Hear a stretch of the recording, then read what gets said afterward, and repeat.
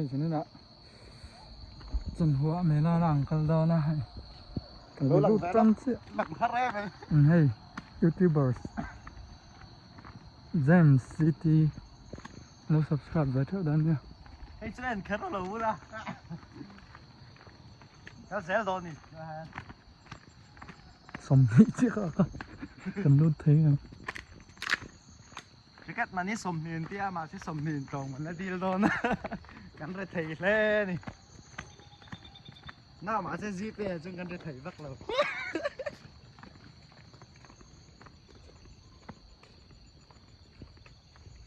công ty của mình về là hay anh tiếng áp lực phù lai chuan score pot tăng rồi là không công ăn sẽ ôm mấy cái đó cái nào cũng chịu được sợ đau vào mình okay ăn nua mà xem rồi nhưng đâu có sự tất khen lụt trép hay công hy chẳng ra cái nào xây đá rằng hai sọc vào phủ tôi nó lụt lên hết đi hết cần cho là es cú đi bao tán lụt năm gì như này nó cản lụt về mấy lâu ạ cái mà mẹ gọi ra trong tôi này trong mà thầy đấy ngần cân đi vịt lẹ vét đồng lại mẹ lai hi cần la chim ngay rồi va mẹ lai cần ngay này mẹ nó mà sẽ vây li ngay vây ngay khi mà lâu xiêm đó anh đi về thô lô mỏ lòng đại hi ven phơi phiêu khá vây hí nha giá phi là vây khát vây ở tuần tuần phi là anh tuần này vây hí na ni ở vây ngã na anh ấy cần cắt về đô nè cần cắt ngay rồi va cái là mối tóc tôi thấy cả nào hit ticket mà làm đó này ê một tao rầu lút thấy vắt này anh gì ở đây tục bưng hết ăn lâu chán thật lâu mà sẽ thấy đấy rồi ăn lâu lấy giàu cái nó thế làm gì ai ăn pin na té rong cái mà chúng này ăn pin cái gì à pin nó té rong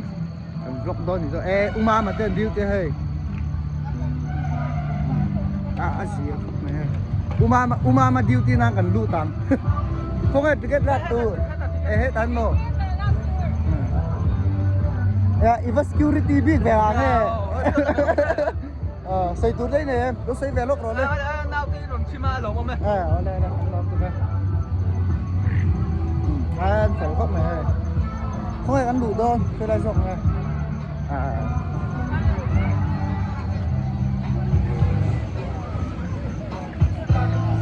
xin các anh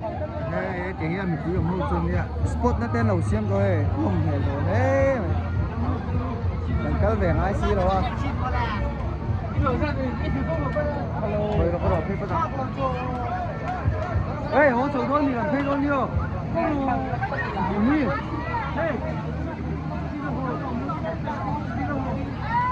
ê nó có đây nhiều nó này chuông về mày do mình ê cái này Victor tên này gì mình đâu như chuẩn đây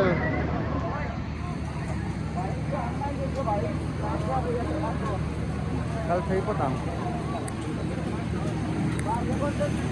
muốn như cái tông về thì chứ mà merry go round này cái nào ở chuông thôi nè tổ ra không rồi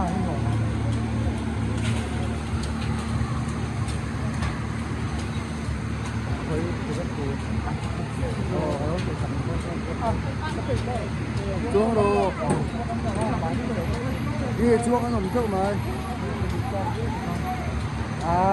cái chủ yếu nó lắm này cảnh giác cho nó đây cần giết xuống rồi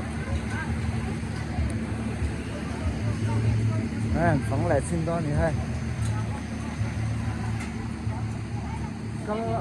hết đấy nào thì cái tê inu nào tệ trống rồi những cả là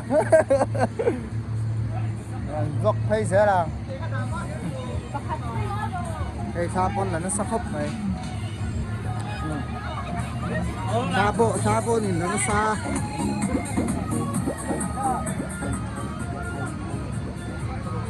cái xuống sẽ cả nó xuôi về à ê đó đó ba bay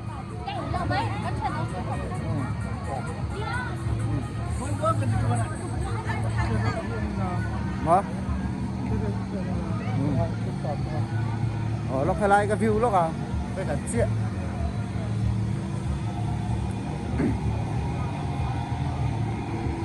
anh ra đâu này hầu nhí cái trên đâu hầu nhí tầm khóc mà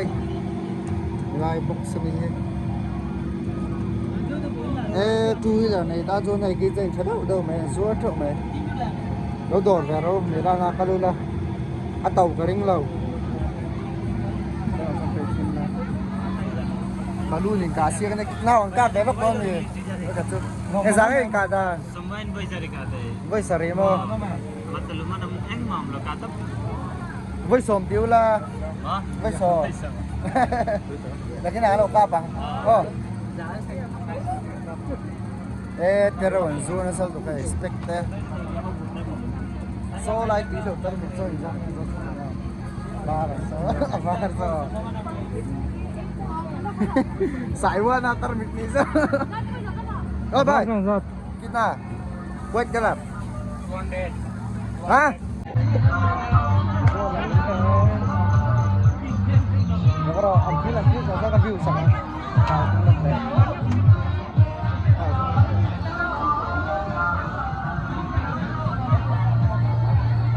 ê sân đá sponsor thật hốc này ê cần về kia đi nào cái xe đâu ra chưa rồi con này con người đóng rút rồi con người con ê anh chưa rồi đấy con người đây này xong rồi tao giúp đi lắm thế cho bà xe lầu đi एक रोल भी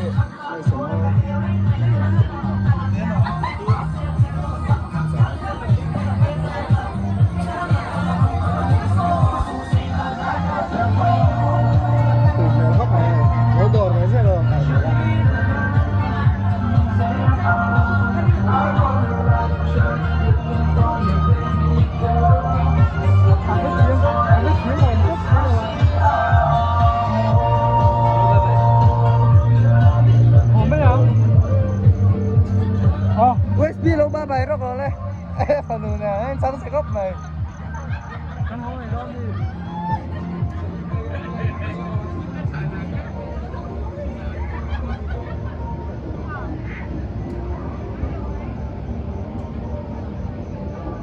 này không có mình thì lấy từ refresh tóc này mà xem mà sẽ biết là ăn tăng hỉ đó mà thế là chicken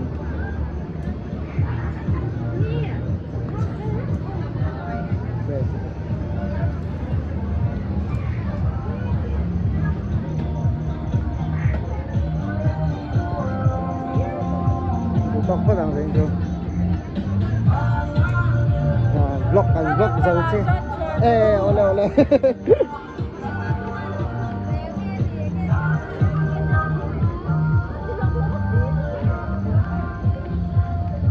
ya kan hole ta vlog dầu to vlog tuần có thể sử dụng cái là ale bạn cả kan xuông về tắc hầu ra muốn tép vẫn là mưa đầu xuôi ạ các nên ta chuyện gì à dương lên rồi cái tụt po scooty này ê sàn chuồn phải là po lâu chán chán nhỉ chào tàu điêu à hey scooty ta lụ vét thế à cái này cần rất xí lâu bay cắn hẳn đã về nó có đa sạc à ngày năm rồi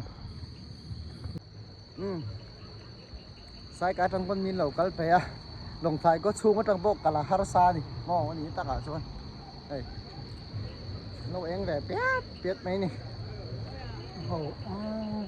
cá tủi pon nó thành em khóc mày so nào xây tụi tên này em hơi lỗi về các con cắn lấy nó ta nị su mẹ là cái màn nạ cắn đi nị su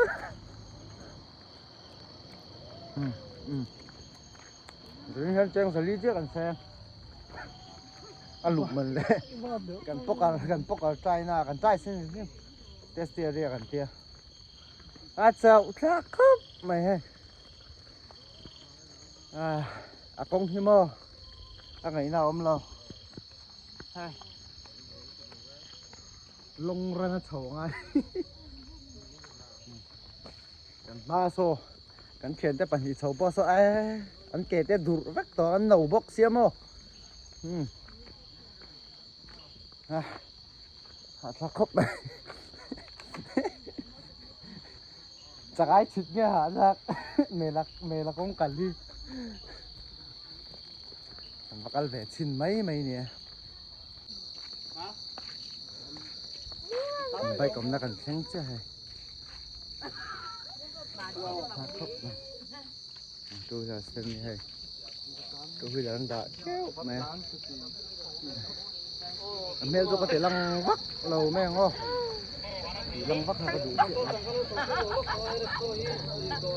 โอ้โหปนนะซะจะให้ช่วยเราได้สนับหัวมาบ่ายพัดดู